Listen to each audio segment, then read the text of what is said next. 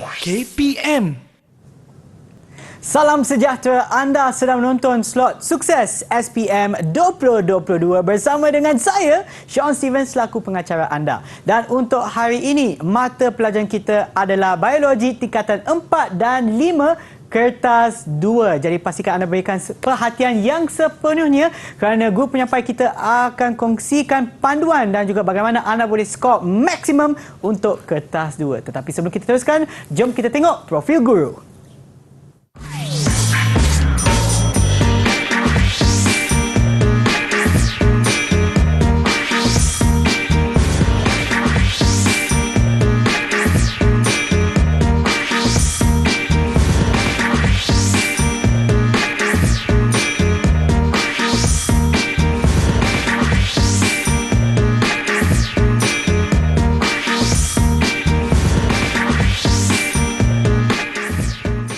Dan sekarang kita ingin kenalkan jurubahasa isyarat kita pada hari ini iaitu Cikgu Kulina. Hai Cikgu, apa khabar Cikgu? Okey, terbaik Cikgu. Dan guru penyampai kita sepanjang pembelajaran kita pada hari ini adalah Cikgu Rama. Hai Cikgu. Hai Sean. Apa khabar Cikgu? Khabar baik. Apa khabar Sean? Sangat-sangat baik Cikgu kerana Cikgu ada di sini. Dan saya faham juga kita ada murid-murid yang akan bersama kita pada hari ini dalam talian. Jom kita tengok siapakah mereka. Hai semua. Aha, itulah dia muka-muka yang akan bersama kita. Boleh tak Cikgu kenalkan mereka kepada kita? Okey. So, ini semua adalah murid-murid daripada SM Sains Alam Shah. Okey, kita ada Faris, Amir, Syed dan Razin. Ya? Hai semua. Okey, adakah anda bersedia untuk pembelajaran kita hari ini? Bagilah thumbs up sekiranya dah sedia. Okey, baiklah Cikgu. Jom kita mulakan Cikgu. Ya. Okey, Sean. So, hari ini dan murid-murid sekalian, kita hendak belajar tentang teknik menjawab kertas 2 biologi. Ya? Alright, okey. So, fokus kita hari ini adalah untuk kertas 2 ya, kertas yang membawa markah yang tertinggi di dalam mata pelajaran biologi di SPM. Ya. Yeah?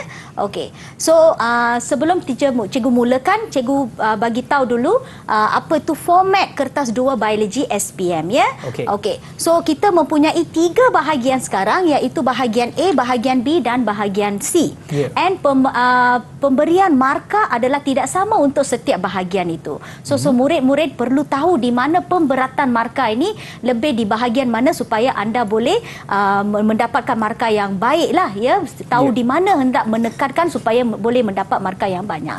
Okey, bahagian A adalah soalan struktur. Soalan struktur ini kita mempunyai 8 soalan struktur and murid-murid kena wajib menjawab semua. Tiada pilihan ya. And jumlah markah yang dibawa adalah 60 markah. Banyak juga daripada 100 markah keseluruhan 60 markah adalah sangat banyak. Yeah. So soalan bahagian A ini adalah sangat penting murid-murid ya.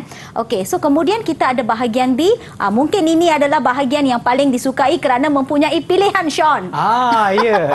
Kerana kita akan mendapat 2 soalan dan anda perlu pilih satu daripada 2 soalan yang diberi. Ya. Ya. And jumlah markah di bahagian B pula adalah 20 markah.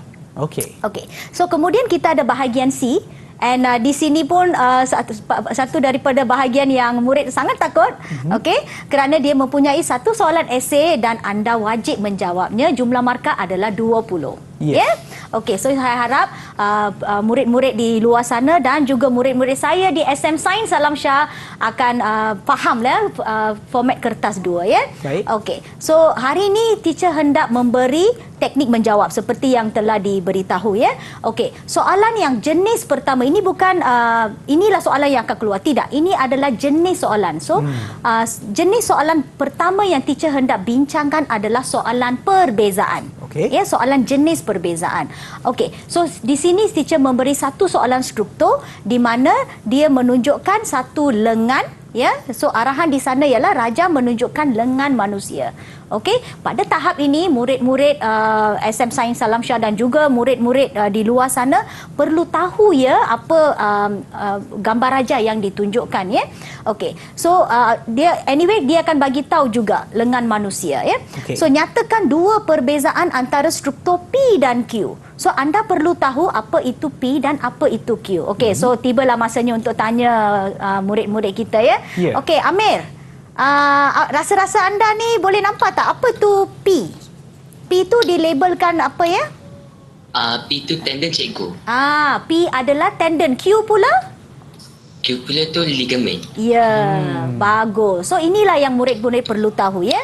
Okey, so bagaimana hendak menjawab soalan perbezaan? So apabila kita mendapat soalan perbezaan, anda mestilah membezakannya dalam ayat yang sama. Okey. Itu yang sangat penting. Itulah teknik yang sangat penting di sini. Okey, so seperti yang Amir bagi tahu, so apa perbezaan dia? Tendon adalah tidak kenyal, manakala ligamen adalah kenyal. Nampak tak di sini?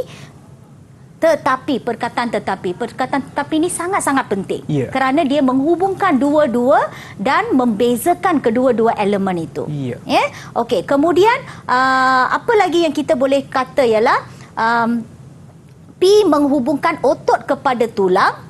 Manakala satu lagi perkataan yang boleh menghubungkan dua adalah inilah perkataan manakala. Okey, so bermaksud soalan perbezaan. Kalau anda mendapat jenis soalan perbezaan di mana dia meminta anda memberi perbezaan, anda perlulah memberikannya dalam ayat yang sama. Okey, murid-murid di sana ada tak apa-apa soalan untuk tanya? Ada tak apa-apa yang nak ditanya? Semua faham? Kalau soalan perbezaan boleh buat dalam jadual ke? Okey, ini soalan sangat-sangat bagus ya. Okey, soalan perbezaan ramai juga murid yang suka buat dalam bentuk jadual. Tak ada masalah, tapi sila jawab dalam ayat yang penuh. Okey. Itu sahaja. Tolong jangan jawab dalam point form atau dia letak dalam satu perkataan saja, satu perkataan. Tolong jangan buat begitu. Kalau hendak buat dalam bentuk jadual, sila jawab dalam ayat yang penuh. Okey. Okey, soalan yang kedua, jenis soalan yang kedua adalah soalan berturutan. Teacher menggunakan soalan yang sama di mana raja menunjukkan lengan manusia. Okey? So soalannya berbunyi begini, terangkan bagaimana X dan Y berfungsi untuk membolehkan lengan dibengkokkan ke atas. Okey, di dalam biologi, apa yang murid-murid perlu faham ialah kadang-kadang kita melibatkan proses. And proses ini perlulah ditulis secara berurutan. Ada kala murid-murid, ini adalah kesilapan yang sangat common ya orang dengan murid-murid di mana mereka hanya menghafal and mereka tulis apa yang mereka hendak tulis tanpa urutan yang betul. So itu tidak akan membawakan markah. So perlu ingat perkara itu ya. Okey. So yang pertama ialah anda perlu faham X dan Y ini apa. Okey. Syed, are you there? Syed, boleh dengar teacher? Yes, teacher. X ini apa ya dia? X tu bicep. Sangat bagus. Okey. X adalah bicep. Apa tu pula Y? Y tu tricep. Tricep, ya. Okey, so ini dia. Otot bicep dan otot tricep adalah otot antagonis. Nampak tak teacher memberi nombor 1 di sini? Bermaksud inilah yang perkara yang pertama yang anda kena tulis. Ya. Kedua adalah otot X akan mengecut dan otot Y akan mengendur. Okey, murid-murid di sana saya ingin mengingatkan sekali lagi mengingatkan berkali-kali juga, sila pastikan apabila menjawab soalan apabila pergerakan, perkataan mengecut perlu keluar dulu sebelum mengendur. Selalunya ada murid yang meletakkan otot Y akan mengendur dulu sebelum otot X mengecut. So anda kena pastikan itu adalah salah, ya. So anda kena pastikan otot ini mesti mengecut dulu. Otot antagonistik macam itulah mereka berfungsi. Mereka akan mengecut dulu baru otot antagonistik yang lain akan mengendur. Tidak sebaliknya, ya. Apabila murid-murid menghafal and just tulis tanpa urutan, mereka akan menghadapi masalah. So selalu ingat, mengecut akan datang dahulu sebelum mengendur. Okey. Ayat yang ketiga, kerana dia memberi 3 markah, Sean. Kalau 3 markah, kita perlulah memberikan 3 poin. Okey, tulang radius dan tulang arna akan tertarik ke atas. So, nampak tak teacher bagi 1, 2 dan 3. Bermaksud urutan ini perlulah murid-murid ikuti tanpa prejudis. Mesti ikut, kerana dia ini adalah satu proses yang berturutan. Sebab itu kita panggil dia sebagai soalan jenis turutan. Baiklah cikgu, dan itu merupakan contoh bentuk soalan yang akan keluar di kertas 2 dan ini merupakan soalan struktur. Dan sebelum kita teruskan, kita akan berehat seketika, kembali semula selepas ini di slot sukses SPM 2022. Didik TV KPM TV KPM. Hai semua, anda sedang menonton slot sukses SPM 2022 bersama dengan Cikgu Rahmat bagi mata pelajaran biologi tingkatan 4 dan 5 kertas 2, di mana cikgu akan kongsikan tips dan juga panduan menjawab, teknik menjawab bagi kertas 2. Baiklah cikgu, jom kita teruskan. Okey, terima kasih Sean. Soalan yang seterusnya yang kita akan tengok teacher akan ajar hari ini adalah soalan jenis ciri dan fungsi. Baik. Okey, ini adalah satu jenis soalan yang biasa keluar, yang kalau kita analisis soalan, kita akan nampak soalan ni banyak sebenarnya dalam soalan-soalan SPM lah. Okey, so sekarang teacher dah tukar soalan Okey, Raja menunjukkan struktur satu sel tumbuhan yang dilihat di bawah mikroskop elektron. Okey, so ini adalah stimulus yang telah diberi. So murid-murid pastikan apabila anda mendapat soalan, kena baca soalan. Bukan baca soalan saja, anda perlu hadamkan apakah lukisan yang diberikan. Tolong baca label-labelnya juga. Because kadang-kadang apabila murid ni belum dapat soalan, mereka kan duduk SPM, mereka ni gementar, gemuruh kan. So mereka selalu lupa membaca soalan, dan especially dia lupa nak tengok gambar raja itu. Kadang-kadang gambar raja itu membawa banyak sangat jawapan sebenarnya. Okey, so soalannya berbunyi sebegini terangkan ciri. So bermaksud ini adalah ciri organel P yang berfungsi dalam sistem meristem tumbuhan. So bermaksud organel P ini telah dilabelkan di sana. Okey, Faris boleh dengar teacher? Faris? Dengar teacher. Alright. Okey dia. Apakah itu organel P dia? What is organel P? Organel P,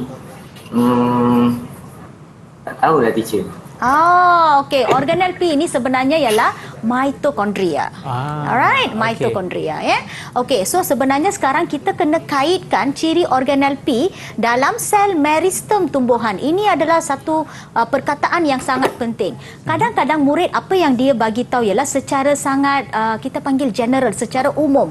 Apa fungsi mitokondria? Apa mitokondria? Sebenarnya murid perlulah kaitkan kepada sel meristem.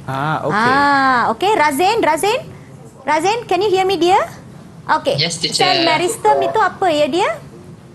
Meristem itu ialah bahagian tumbuhan yang aktif membahagi secara mitosis. Betul. Sebenarnya dia ada ayat di sana lah Mitosis itu bermaksud dia memang berlaku di sel meristem lah. Tetapi meristem ini anda boleh dapat di bahagian hujung pucuk tumbuhan. Okey, so bagaimana anda menjawab soalan sebegini? Ingat apa yang sangat penting adalah ciri dan fungsi. Bermaksud bagaimana ciri itu membantu fungsi sel tersebut. Sebenarnya sel meristem lah Okey, so dia mempunyai membran dalam yang berlipat-lipat. So memang fungsi mitokondria ni, apabila kita nampak struktur dalam dia tu sebenarnya adalah berlipat-lipat. So mengapa dia sebegini? Itu dia yang berkait kepada fungsi dia. Fungsinya pula adalah untuk menempatkan enzim respirasi.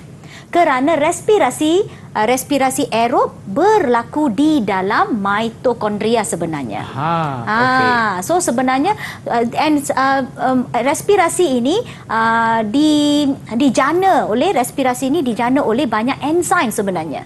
Okey, so sebab itu dia ni perlu berlipat-lipat untuk menempatkan enzim tu. So tapi sekarang kita belum lagi menjawab soalan murid-murid Ini adalah yang biasa pelajar murid-murid jawab, and rasa saya akan mendapat markah penuh. Sebenarnya tidak. Anda kena faham anda belum lagi mengaitkan dengan sel meristem. Belum mengaitkan dengan sel meristem. Sebab itu anda hanya akan mendapat 2 markah saja. Walaupun anda mempunyai ciri dan mempunyai fungsi. So apa ayat ketiganya? Untuk pembahagian sel, kerana pembahagian sel seperti Faris bagi tahu tadi, pembahagian sel ini berkaitan dengan meristem. Okey. So beginilah kita mengaitkan jawapan anda dengan soalan. Baik. Ingat anda tidak boleh tulis apa yang anda tahu, tidak boleh. Anda perlu selalu kaitkan dengan soalan. Pastikan especially kalau nak bagi teknik lah pastikan ayat terakhir anda ada kaitan dengan soalan. Itu adalah satu teknik yang saya selalu bagi tahu murid-murid kita. Supaya nampak kita mengaitkan dengan soalan. Alright, kita pergi kepada soalan yang seterusnya. Soalan seterusnya adalah soalan kuantitatif. Ini pun adalah satu soalan yang biasa keluar di mana daripada perkataan kuantitatif, apa yang kita boleh nampak? Kuantiti itu apa sebenarnya? Kuantiti ini sebenarnya adalah nombor. Kenapa saya nombor? Dia macam ada nilai. So teacher menggunakan soalan yang sama. Raja menunjukkan suatu struktur sel tumbuhan yang dilihat di mikroskop. Nyatakan satu bahagian. So soalan ini walaupun dia membawa 3 markah. Dia mempunyai 2 elemen. Nombor 1 ialah nyatakan satu bahagian yang mempunyai kepadatan. Alright, organel yang tinggi. Ini dia perkataan kuantitatif tu sebenarnya. So bermaksud dia hendak kenapa organel R ini anda boleh dapat di mana-mana saja. Organel R ini apa ya? Siapa boleh jawab? Amir? Organel R ini apa ya? Kena pasang mikrofon ya. Amir, your mic is off dear. Excited. Nampaknya kita ada sedikit kesilapan teknikal di sini. Mungkin cikgu boleh tanya seorang lagi murid sebab kita tak dapat dengar Amir. Syed? Can you hear me dear? Your mic is working? Yes, alright. So organel R ini organel apa ya? Organel R tu kloroplas. Organel. So anda perlu tahu macam mana nak kenal organel because ini adalah sangat-sangat basic, satu pengetahuan yang sangat basic yang dalam bio so dan terangkan kepentingannya walaupun dia membawa 3 markah sebenarnya soalan ni mempunyai banyak elemen sebenarnya Sean. So bagaimana? Ini dia. Satu bahagian tumbuhan yang mempunyai kepadatan yang tinggi adalah mesofil palisad. Kemudian bagaimana hendak mengaitkan dengan soalan kuantitatif ni? Untuk meningkatkan, nampak tak? Kloroplas ada di mana-mana saja di dalam tumbuhan kecuali beberapa bahagian. Tetapi kepadatan mereka adalah sangat-sangat berbeza mengikut fungsinya. So kenapa mesofil palisad ini mempunyai kloroplas yang banyak adalah kerana dia hendak menjalankan fotosintesis yang maksimum. Kenapa teacher highlight perkataan meningkatkan, maksimum? Kerana ini semua menunjukkan kuantiti Sean. Itu yang teacher panggil dia sebagai soalan kuantiti. Baik. Kita pergi kepada soalan yang seterusnya iaitu soalan negatif. Ini pun memerlukan teknik-teknik yang sangat tinggi Sean. Sebab itu teacher pilih soalan-soalan sebegini. Soalan yang sama, soalannya berbunyi yang sebegini. Stimulus yang sama, item yang sama. Ribosom di dalam Q mensintesis protein untuk hormon. Terangkan kesan ke atas pertumbuhan. Ini dia, semua kita kena baca. Kalau boleh murid-murid, tolong gariskan apakah perkataan penting di dalam soalan itu supaya anda boleh menjawab dengan lebih tepat. Terangkan kesan ke atas pertumbuhan suatu tumbuhan jika sel di bahagian hujung pucuk kekurangan ribosom. Daripada perkataan kekurangan ribosom ini murid-murid sekalian dan juga murid-murid ASIS anda perlu tahu bahawa kekurangan ini adalah suatu perkataan negatif. Itu sebabnya kita kategorikan dia sebagai soalan negatif. Ya, okey. So bermaksud sekarang mereka bukan tanya apakah fungsi ribosom, Sean. Mereka hendak anda meramalkan apa yang akan jadi jika kita kekurangan ribosom. Itu yang murid kena faham. Kena faham soalan sebelum menjawab. Ya, okey. Protein untuk pertumbuhan tidak dapat dihasilkan. Kerana fungsi ribosom adalah untuk mensintesiskan protein. So apabila ribosom tak ada, protein pertumbuhan tidak dapat dihasilkan. Hormon oksin tidak dapat dihasilkan. Kenapa teacher bagi perkataan oksin ini? Oksin ini adalah suatu hormon yang bertanggungjawab untuk pertumbuhan di hujung pucuk, Sean. So apabila anda memberi perkataan oksin ini, anda akan mendapat markah. Bermaksud anda memberi satu informasi yang tiada di dalam soalan. Itu dia, ya. Okey, yang ketiga adalah pertumbuhan, kerana anda sedang menerangkan kesan terhadap pertumbuhan. So pertumbuhannya terbantut. Itulah yang kita panggil sebagai soalan meramalkan.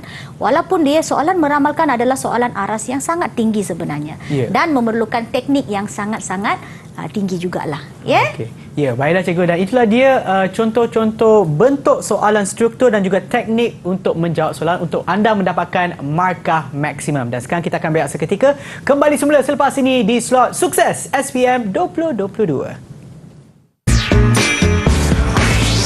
Didik TV KPM. Didik TV KPM. Kembali semula menonton slot Sukses SPM 2022 bagi mata pelajaran biologi tingkatan 4 dan 5 kertas 2 bersama dengan Cikgu Rama. Baiklah cikgu, apa fokus kita untuk segmen ini? Okey, segmen ini kita akan fokus kepada esei, Sean. Okey, baik. Satu lagi bahagian yang sangat penting, di mana bahagian B dan bahagian C adalah esei, dan mereka membawa jumlah sebanyak 40 markah. Markah yang sikit ke banyak? Banyak. Dan tetapi dia juga memerlukan teknik menjawab yang sangat tinggi, Sean. Okey, so soalan pertama berbunyi sebegini. Soalan esei. Raja menunjukkan seorang ibu mengandung. Ini Raja menunjukkan ibu mengandung dan jadual menunjukkan menu sarapan. Soalan ini adalah soalan aras tinggi. Kenapa? Kerana kita perlu menganalisiskan jadual ini sebenarnya. Okey, sekarang soalannya berbunyi sebegini. Adakah menu sarapan di dalam jadual merupakan diet yang seimbang untuk ibu mengandung ini? Dan berikan alasan. So nampak tak markah di sini sudah sangat tinggi. Pada struktur kita mempunyai 1 sehingga 3. Di sini markahnya sudah menjadi 5, kadang-kadang boleh menjadi 10, Sean. 10. Okey, so sekarang teacher memberi markah 5 saja, bukan nanti terlalu banyak, nanti kita tak ada masa. Okey, so ini dia jadual yang diberi. So ini adalah soalan aras sangat tinggi, analisis, di mana murid perlulah menganalisis setiap satu jenis makanan dan memberi kandungan makanan itu, dan juga memberi justifikasi adakah menu ini adalah menu yang makanan seimbang untuk ibu mengandung ini. So kita telah memberi satu situasi. Ibu ini ibu mengandung, dia bukan seorang wanita yang normal. So anda perlu ambil kira perkara ini. Alright, okey. So ini adalah tempat kita nak bagi jawapan lah. Okey, so siapa nak panggil? Faris, can you hear me, dear? Boleh? Okey. Sekarang bagi justifikasi anda, adakah dia menu sarapan ini merupakan diet yang seimbang untuk ibu mengandung ini?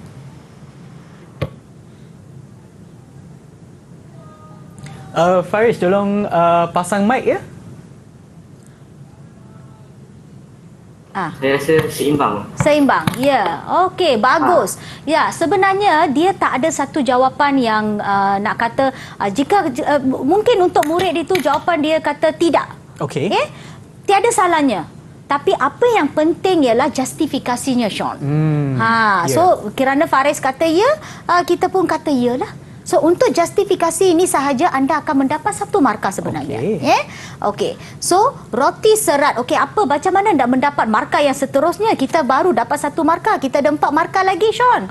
Ya. Okey, roti serat, nenas dan tembikai. Nampak tak di sini kita telah mengklasifikan beberapa contoh di dalam menu ini dan memberi dan menganalisiskan apakah kandungan di dalam menu ni. Ya. Ya. Okey, roti serat, nenas dan tembikai mengandungi serat yang tinggi. So ini akan memberi markah kepada anda. Ya. Okey. So jangan selalunya murid-murid apa yang dia bagi tahu menu ini mengandungi makanan adalah makanan seimbang, dia mengandungi serat yang tinggi, dia mengandungi, tidak boleh. Anda kena ambil satu-satu contoh makanan itu dan menganalisisnya. Bukan kerana bukan semua makanan mengandungi kelas makanan yang sama, Sean. Ya. Okey, apakah fungsi serat yang tinggi ini? Ini anda mendapat 1 markah. Apa fungsi dia ialah untuk mengelakkan sembelit. Okay. So ini anda mendapat 1 markah lagi. Yeah. So tidak cukup lagi untuk 5 markah, anda kena tambah juga. Okey. Tapi menggunakan teknik yang sama. Ya. Alright. Okey. So telur dan susu, nampak tak teacher sudah memilih beberapa jenis makanan daripada menu tu untuk memberi justifikasi, untuk diberi penerangan. Saya tidak sebagai secara amnya menu ini mengandungi protein, menu ini mengandungi karbohidrat, tidak. So kita kena ambil yang mana mengandungi protein, yang mana mengandungi serat. Okey, telur dan susu membekalkan protein. So apa fungsi protein itu untuk ibu mengandung ini? Untuk pertumbuhan bayi. Because dia, itu sebabnya saya kata tolong ambil kira situasi individu yang telah diberikan. Wanita ni adalah wanita hamil. Okey, Razin, ada tak apa-apa lagi you nak tambah? Kan saya tahu Razin ni pelajar cemerlang saya ni. Saya rasa cikgu, roti boleh diterangkan bahawa roti ni apabila ibu mengandung makan roti, ia akan membekalkan tenaga yang tinggi kepada ibu mengandung untuk bekerja. Pada masa yang sama, menampung bayi dalam perut. Ya, betul. Nampak tak? So bermaksud pelajar asis kita ni, murid asis kita ni, dia sudah tahu teknik menjawab sebenarnya. Bermaksud bukan saja dia memberi contoh daripada menu tu, tetapi dia juga telah memberikan fungsi kenapa dia memilih makanan tu dan apa fungsinya kepada ibu mengandung itu. Untuk menampung berat yang semakin meningkat. Apabila ibu mengandung, kerana disebabkan oleh pertumbuhan bayi, berat mereka akan bertambah, Sean. So mereka memerlukan tenaga yang tinggi. Tapi walau apapun, apa yang penting teacher nak tekankan di sini ialah anda perlu mengambil contoh daripada makanan, daripada menu yang diberi, analisiskan dia daripada kelas makanan yang di mana dan berikan fungsinya. Sila tolong jangan bagi secara am. Alright. Okey, ini adalah soalan yang kedua. Menurut doktor, ibu mengandung ini mengalami anemia. Anemia.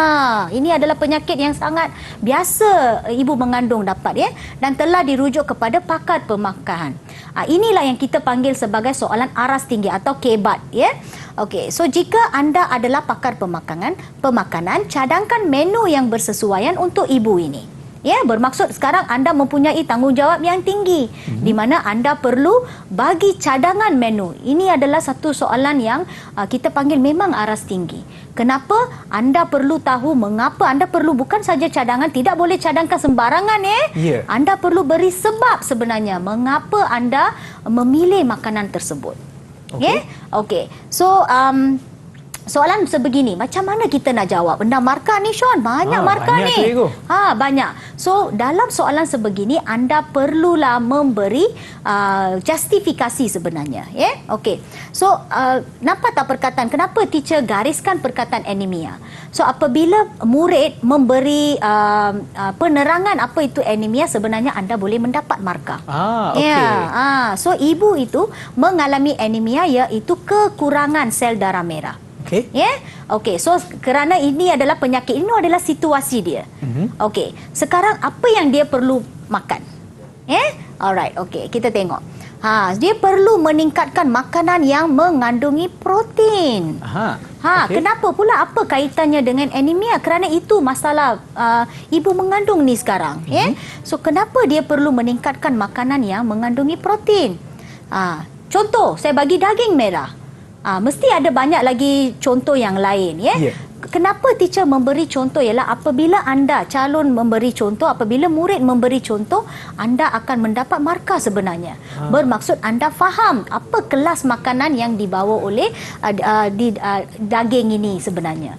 So anda akan mendapat markah. Di dalam soalan esei apabila anda memberi contoh memang anda akan mendapat markah. Itu bermaksud murid faham apa yang mereka tulis.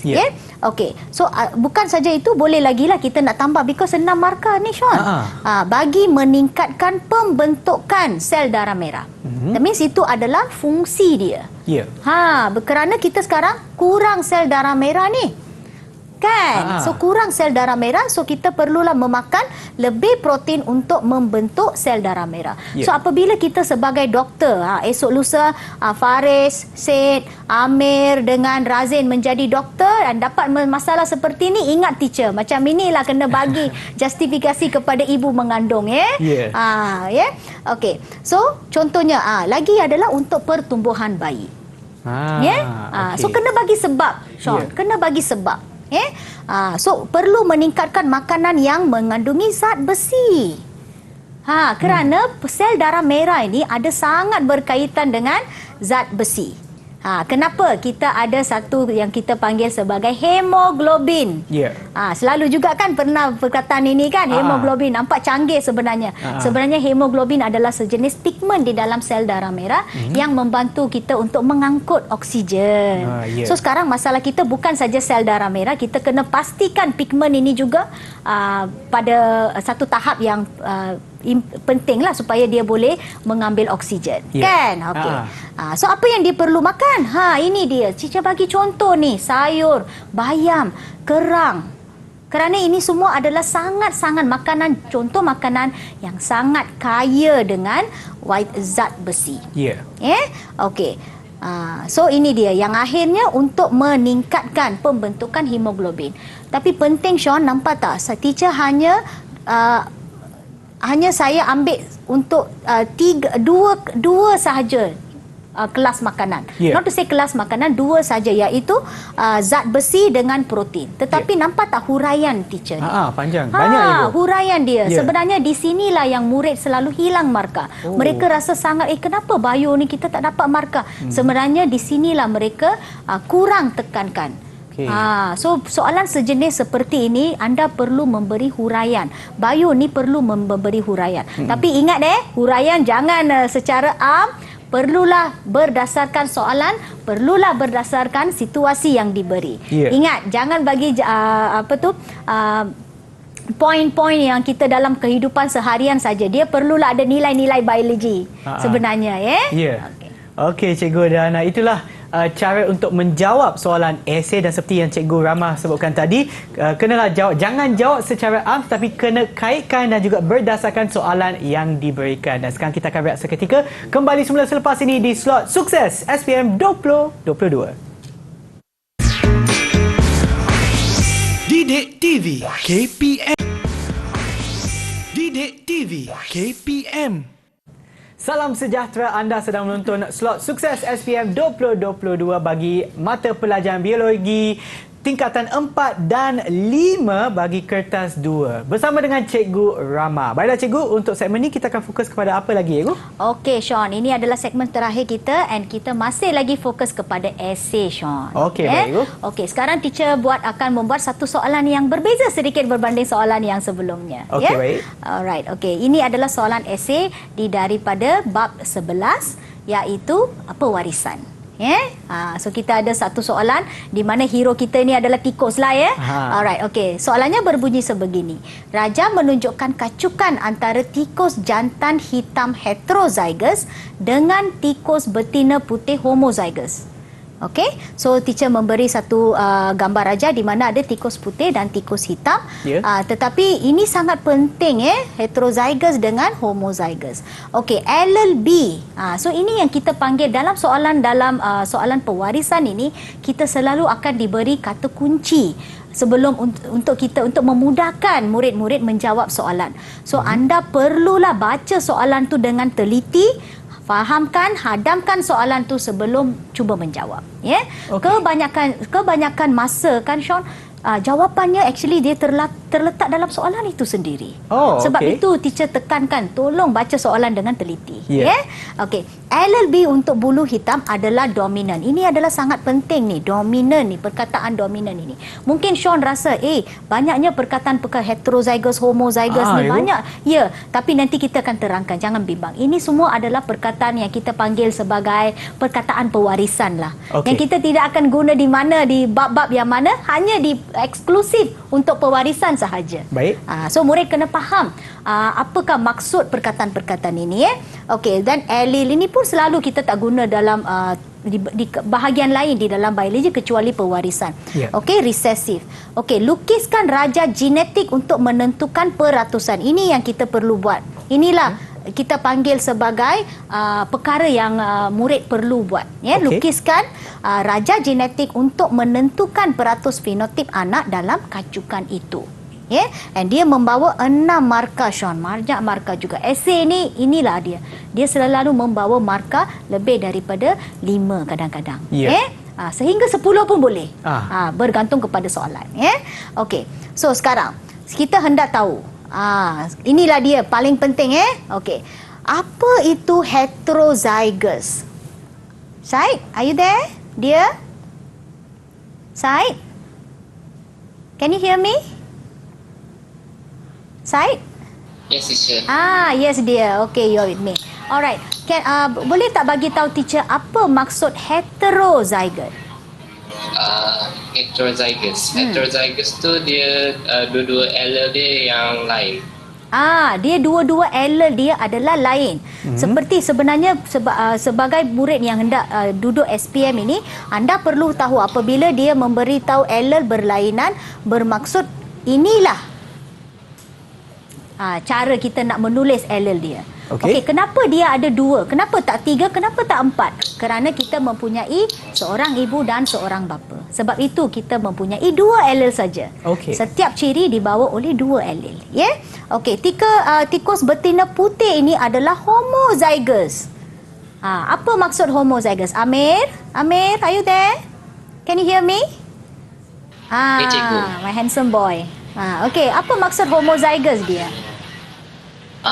Homozygous tu dua-dua allele sama, cikgu.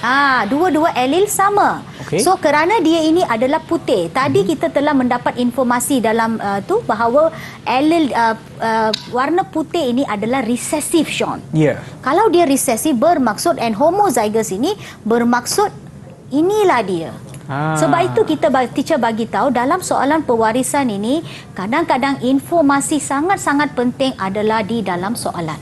Ya. Jawapan, bagaimana anda membuat jawapan adalah di dalam soalan itu sendiri. So sila baca soalan dengan teliti, tolong gariskan ayat-ayat perkataan-perkataan yang penting ini supaya anda boleh menjawab dengan lebih mudah. Okey. So di sini teacher hendak melukis bagaimana kita hendak melukis raja genetik. So ramai murid fikir, kalau 6 markah kita lukis, lepas itu kita kena menerangkan. Sebenarnya tidak. Lukisan genetik itu sendiri sudah memadai untuk anda mendapat markah sebenarnya. Oh, okey. Sebenarnya, Okey, bagaimana hendak melukisnya? Okey, teacher akan lukis secara kasar, nanti teacher akan bagi yang cantik punya lah, Okey, ya. Alright, okey. So sekarang kita sudah tadi dalam slide yang sebelum ini teacher telah menulis bahawa tikus jantan hitam itu inilah genotype dia. Ini dah perkataan genotype, phenotype ini kan. Ini semua like I said, ini adalah perkataan yang sangat-sangat eksklusif untuk bab pewarisan sahaja. Okey. Kita tidak guna di tempat-tempat lain, Okey, so apabila kita ada X seperti ini, bermaksud dikacukkan. Itu maksudnya. Okey. Right? Okey. Then tikus betina putih ini pula adalah, betul? Ya. Ya, alright. So yang ini adalah tikus hitam. Okey, hitam, di mana ini adalah putih. Okey, so di sini kita akan menjalani alel-alel ini akan menjalani meiosis. Okey. Bab pewarisan, saya juga ingin ingatkan bab pewarisan ini mempunyai kaitan yang sangat rapat dengan meiosis. Okey. Kerana dia melibatkan pembentukan gamet. Okey. So apabila kita membentuk gamet sebenarnya dia akan jadi seperti ini. Ini ada kaitan dengan hukum Mendel pertama. Ya. So sebenarnya dia ada kaitan dengan hukum Mendel pertama. Okey, siapa antara murid-murid handsome Asis ini boleh bagi tahu teacher apa itu hukum Mendel pertama? Siapa boleh cuba? Cikgu. Okey, Amir. Yes. Mendel tu setiap ciri dikawal oleh sepasang alel. Sepasang alel. Very good. Okey, inilah dia. Actually, ramai yang mempunyai salah faham bahawa Mendel pertama ini bermaksud pewarisan monohybrid. Hukum Mendel kedua adalah pewarisan dihybrid. Yeah. Itu adalah salah. Oh, Okey. Mendel pertama ini apa yang mereka panggil sebagai hukum Mendel ialah dia hanya bagi tahu bahawa setiap ciri seperti Amir bagi tahu, setiap ciri dikawal oleh sepasang alel. Ini dia, sepasang alel. Yeah. So warna ini dikawal oleh sepasang alel. Warna ini dikawal oleh sepasang alel. Okay? And actually Amir ni apa yang Amir bagi tahu ni tidak sebegitu lengkap. Razif, boleh tak anda cuba lengkapkan ayat Amir? Boleh cikgu. Okay. Semasa meiosis, alel akan berpisah untuk membentuk gamet. Ya, Itulah itu penerangannya, cikgu. Ya, itu dia. So bermaksud sebenarnya inilah Mendel satu. In English kita panggil sebagai Mendel law lah. Law ni tidak boleh dicabar Kalau hipotesis teori kita boleh cabar, tapi kalau law kita tak boleh cabar Yeah. So kita mempunyai dua law atau hukum di dalam pewarisan, iaitu Mendel satu dan Mendel kedua. Hari ini teacher fokus pada Mendel satu lah. So Mendel satu ini sahajalah Mendel satu sebenarnya. Setiap ciri dikawal oleh sepasang alel, sepasang alel, and semasa pembentukan gamet. Gamet tadi kita bentuk dalam menggunakan meiosis. Tadi si Razin ada bagi tahu meiosis. Ya. So semasa meiosis, kerana hanya meiosis yang boleh membentuk gamet bukan mitosis So kita akan mendapat hanya satu daripada alel itu akan dibawa oleh setiap gamet itu.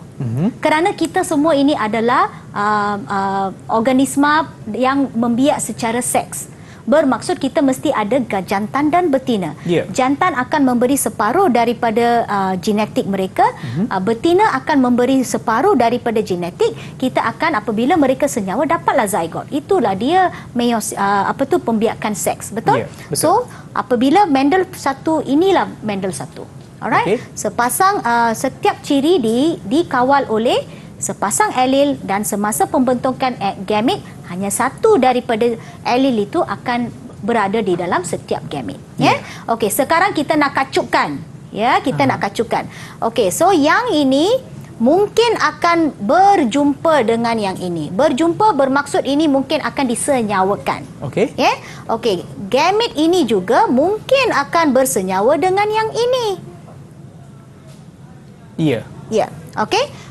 Yang ini mungkin berjumpa dengan ini. Ini semua adalah kebarangkalian, Sean. Ya.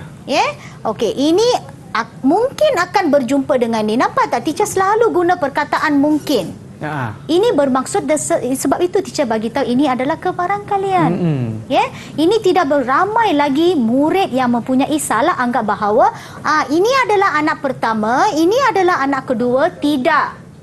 Ini adalah setiap kali persenyawaan antara dua tikus ini. Setiap kali persenyawaan. So setiap kali persenyawaan, inilah kemungkinan anak yang akan keluar. Kerana kita hendak menentukan peratusan fenotip. Okey. So ini dia. So jangan jangan anggap bahawa ini adalah anak pertama, ini adalah anak kedua, ini adalah, kalau lebih daripada 4 anak macam mana, Sean? Kan? Tak masuk akal lah kan? So ingat, ini adalah setiap kali persenyawaan. Okey. Okey. So peratusan yang ini sekarang kerana kita mempunyai dominan. Bermaksud apa ciri tikus yang akan keluar adalah hitam. Okey, ini adalah tikus hitam. Manakala ini dua akan menjadi mungkin akan menjadi tikus putih, Ya. So bermaksud setiap kali, nampak tak? Dua mungkin hitam dan dua mungkin putih. Bermaksud anda mempunyai 50% setiap kali persenyawaannya, anak tikus yang mungkin dapat adalah mungkin 50%-nya adalah hitam, 50%-nya adalah putih. So ini dia. Okey? Teacher dah tuliskan. So ya, ini dia. Okey. So dia berdapat dua hitam dan dua putih. Ya. Okey? Okey, terima kasih cikgu, dan sebelum kita mengakhiri pembelajaran kita, boleh tak cikgu berikan sedikit rumusan kepada apa yang cikgu dah kongsikan kepada kita hari ini? Okey. So teacher, apa yang teacher nak kongsikan ialah nombor 1, anda perlu sebagai seorang murid yang akan calon SPM ni, anda perlulah membaca soalan dengan betul. Itu yang paling penting. Fahamkan soalan, tolong tengok apa gambar raja yang diberi. Kadang-kadang informasi itu dan untuk jawapan anda ada dalam gambar raja. Nombor 2, anda perlu memastikan teknik itu kuasai. Ya. Jangan ingat bio ni kita hanya boleh menghafal, pergi duduk exam, boleh dapat markah tinggi. Tidak. Okey? So dia ini 50% adalah fakta, 50% adalah teknik. Ya. Ya?